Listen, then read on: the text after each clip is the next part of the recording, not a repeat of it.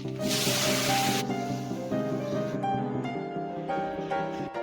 കൂട്ടുകാരെ, എൻ്റെ ഒരു പുതിയ വീഡിയോയിലേക്ക് എല്ലാ കൂട്ടുകാർക്കും സ്വാഗതം. എല്ലാ കൂട്ടുകാരും സുഖമായി സന്തോഷമായിരിക്കുന്നു വിശ്വസിക്കുന്നു. ഞാനും ഇവിടെ സുഖമായി സന്തോഷമായിരിക്കുന്നു.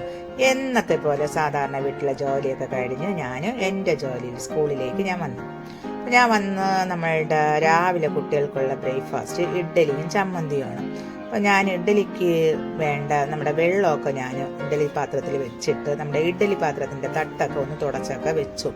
അതിനുശേഷം നമ്മുടെ മാവൊന്ന് ഇളക്കി ഒന്ന് നന്നായിട്ട് ഉപ്പൊക്കെ ഇട്ടൊന്ന് യോജിപ്പിച്ചതിന് ശേഷം നമ്മുടെ ഇഡ്ഡലി പാത്രത്തിൽ തട്ടുകൾ വെച്ചിട്ട് ഓരോ തട്ടിലും മാവുകൾ കോരി ഒഴിച്ച് നമ്മുടെ ഇഡ്ഡലി പാത്രത്തിൽ 4 തട്ടിലും മാവാക്കിയതിന് ശേഷം അതൊന്ന് അടച്ചു വെച്ച് കൊടുത്തു.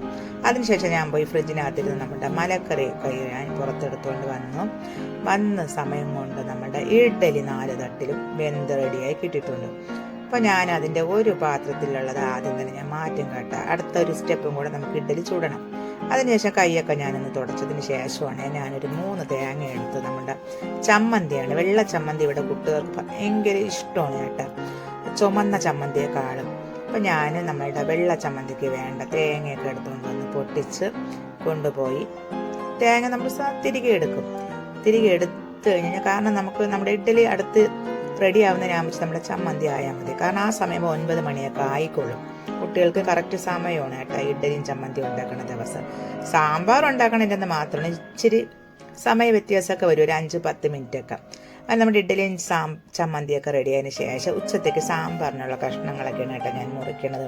അപ്പോൾ ഇന്ന് കുട്ടികൾക്ക് പച്ചടിയും സാമ്പാറും മുട്ടയുമാണ് കൊടുക്കുന്നത്.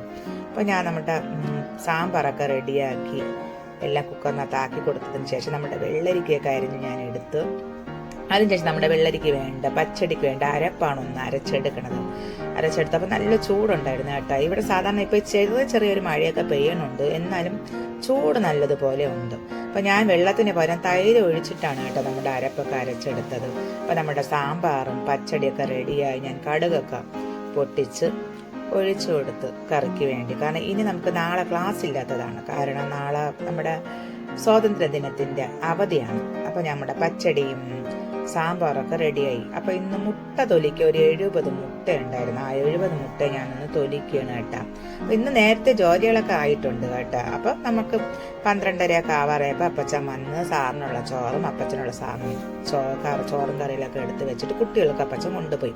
അപ്പോൾ കുട്ടികളൊക്കെ വന്ന് പാത്രമൊക്കെ എടുക്കുകയാണ്. അപ്പോൾ അവർ വന്ന് നമ്മൾ സംസാരിക്കുമ്പോൾ നമുക്ക് ഭയങ്കര സന്തോഷം കേട്ടോ. നമ്മൾ ഈ ചെയ്യുന്ന ജോലിയൊക്കെ നമുക്ക് ആ സമയത്ത് മറന്നു പോകും. എന്നിട്ട് നാളത്തേക്ക് വേണ്ടി കുറച്ച് വെള്ളമൊന്നും ഞാൻ തിളപ്പിച്ച് നമ്മുടെ തൂക്കിലാക്കുകയാണ്. കാരണം നാളെ അവധിയായതുകൊണ്ട് എനിക്ക് വരണ്ട സ്കൂളിൽ, സ്വാതന്ത്ര്യ ദിനത്തിൻ്റെ ഇതല്ലേ. അപ്പോൾ കുട്ടികൾക്ക് രാവിലെ കൊടുക്കാൻ വേണ്ടി വെള്ളം ചൂടാക്കുകയാണ് കേട്ടോ. ചൂടാക്കി ഞാൻ അതൊന്നൊരു നമ്മുടെ തൂക്കിനകത്ത് ഒഴിച്ച് അടച്ചതങ്ങ് മാറ്റി വെച്ചതിന് ശേഷം അവിടെയൊക്കെ ഒന്ന് വൃത്തിയാക്കിയതിന് ശേഷമാണ് ഞാൻ വീട്ടിലോട്ടിനി എനിക്ക് വരണം.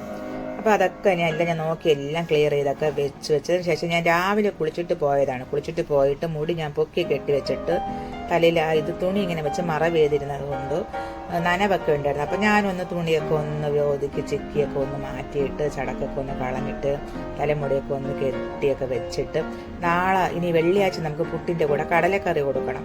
അപ്പം നാളെ ഇനി എന്തായാലും സ്കൂളിൽ പോകാൻ വേണ്ടി നമുക്ക് പറ്റും. ഇപ്പം ഞാൻ പോകുന്നില്ലല്ലേ, അപ്പം കടല വീട്ടിൽ കൊണ്ടുവരാമല്ലോ എന്നൊക്കെ വിചാരിച്ച് നിൽക്കുന്നതാണ് ഞാൻ ഒരുങ്ങണത്.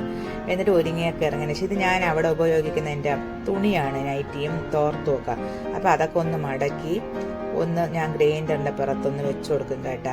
ഇതൊക്കെ ഞാൻ അവിടെ വെക്കുന്ന ഒരു കോഡാണ് കേട്ടോ. ഇതൊക്കെ ആരെങ്കിലും എടുത്തിട്ടുണ്ടോ മാറിയിട്ടുണ്ടോ എന്നൊക്കെ എനിക്ക് അറിയാൻ പറ്റും. പിന്നെ കടലയൊക്കെ എടുത്തോണ്ട് ഞാൻ എൻ്റെ വീട്ടിലോട്ട് വന്ന സമയത്ത് നാളെ സ്വാതന്ത്ര്യ ദിനത്തിൻ്റെ കൊടിയൊക്കെ ഉയർത്താൻ വേണ്ടി കൊടിയിലേര ഇതിലൊക്കെ അലങ്കരിച്ചൊക്കെ തുടങ്ങി. കുട്ടികളൊക്കെ നാളത്തെ പരിപാടിക്ക് വേണ്ട പ്രാക്ടീസൊക്കെ ചെയ്യുന്ന ടീച്ചർമാരോട്ടൊക്കെ.